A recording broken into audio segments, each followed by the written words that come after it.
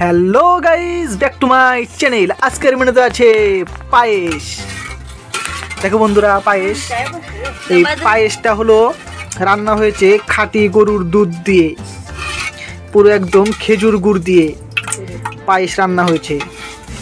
দেখো দেখো বন্ধুরা, এই পায়েসটা যে ঘাটাঘাটি করছে, দেখো বন্ধুরা, দেখো দেখো, এটা হলো আমাদের পায়েস ম্যাম।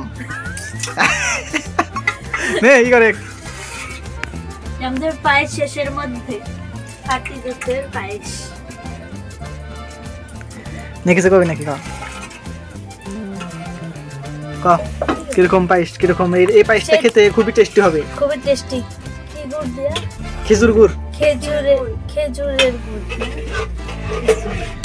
খেজুর গুড় দিয়ে এই পায়েসটা বানানো হয়েছে, খাঁটি গরুর দুধ দিয়ে। এবার তুই কিছু কর।